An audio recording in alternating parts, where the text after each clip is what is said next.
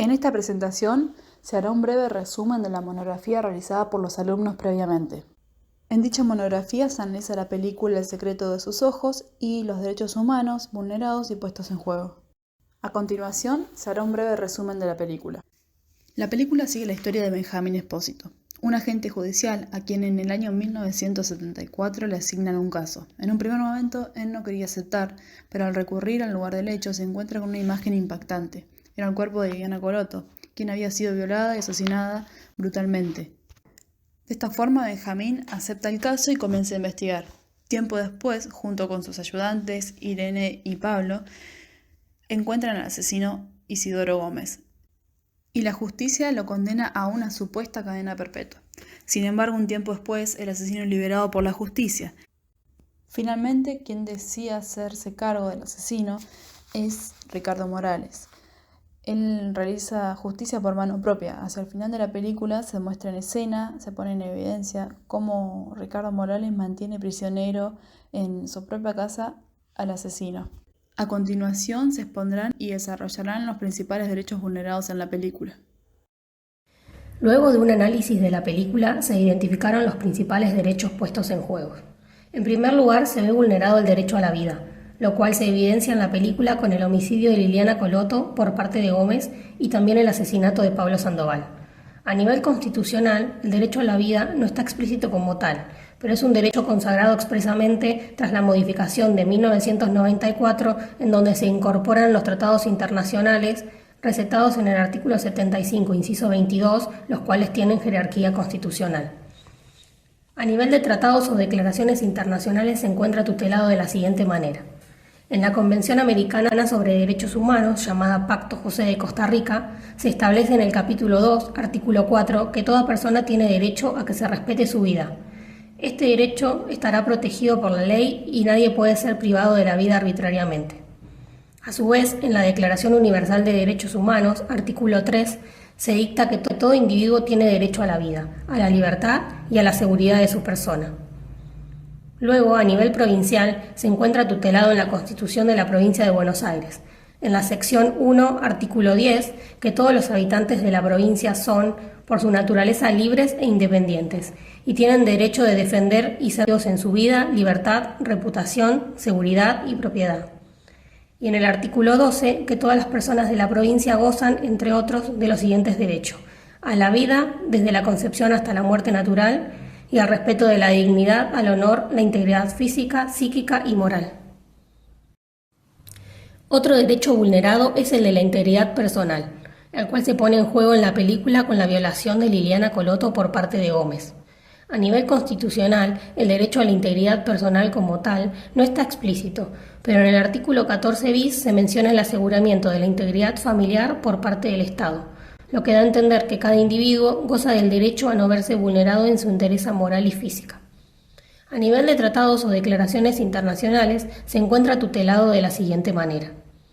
El Pacto José de Costa Rica, en el capítulo 2, artículo 5, dice que toda persona tiene derecho a que se respete su integridad física, psíquica y moral, y que nadie debe ser sometido a torturas ni a penas o tratos crueles, inhumanos o degradantes.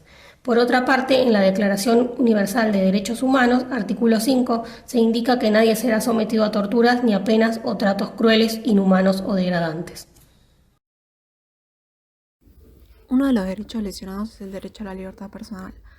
Esto se puede observar en la escena en la que Romano encarcela a 2 albañiles inocentes por el homicidio y violación de Liliana Coloto, con el fin de cerrar el caso rápidamente y sin las debidas pruebas.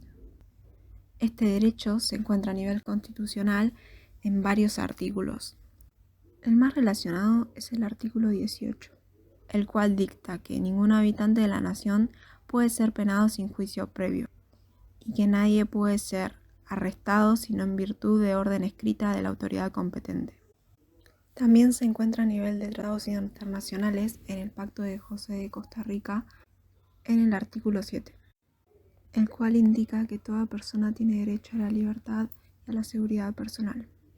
Nadie puede ser privado de su libertad física salvo por las causas y en las condiciones fijadas de antemano por las constituciones políticas de los Estados partes.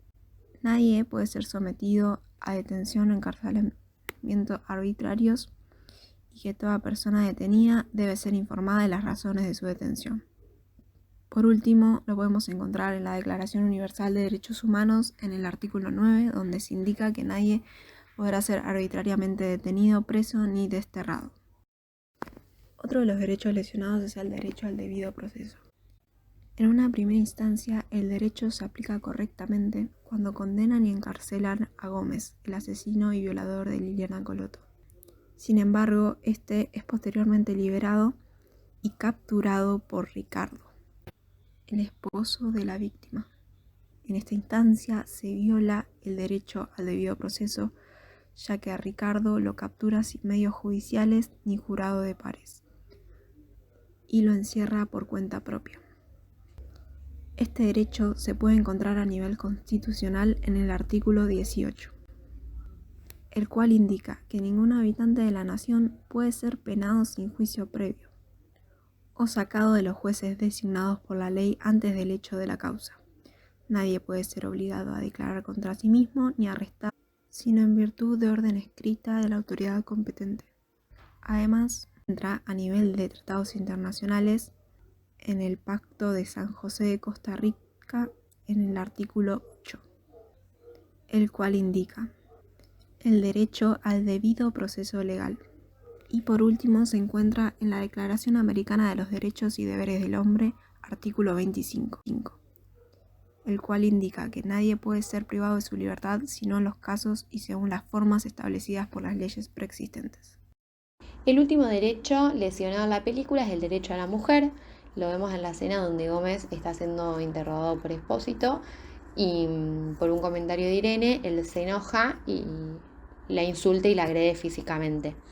Este derecho no se puede contemplar de una forma específica a nivel constitucional, pero sí se pueden detectar la inclusión de tratados internacionales con diferentes convenciones. Una de estas convenciones es la Convención de las Naciones Unidas, que propone eliminar toda forma de discriminación hacia la mujer. Esta convención lo logra estableciendo la protección jurídica de los derechos de la mujer sobre una base de igualdad de género y la protección efectiva contra todo acto de discriminación. Además, obliga a tomar todas las medidas necesarias para eliminar la discriminación hacia la mujer. Otra de las convenciones es la de Belén do Pará, que propone prevenir, sancionar y erradicar la violencia contra la mujer, tutelando que la mujer tiene derecho a vivir una vida libre de violencia física, sexual y psicológica, ya sea en el ámbito privado o público.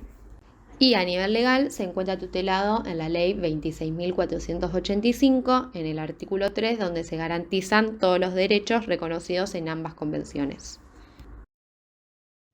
Los derechos humanos se clasifican, de acuerdo a la doctrina jurídica, en 3 generaciones.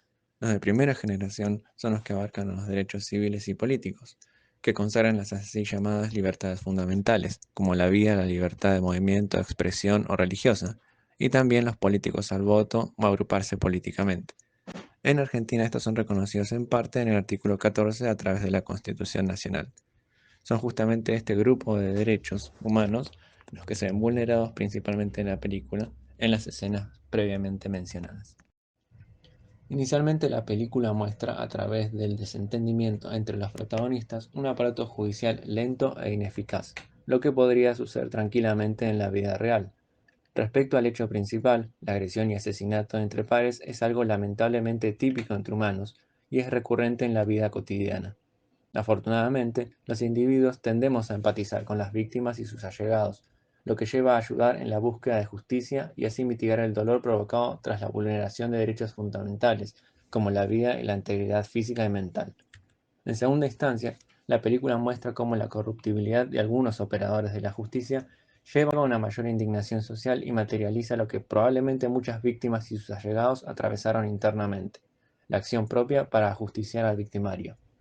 Se puede concluir que el buen entendimiento de los derechos, el respeto irrestricto por los mismos y una eficiente aplicación de las leyes para defenderlos es lo único que puede traer equilibrio moral en un mundo delirante.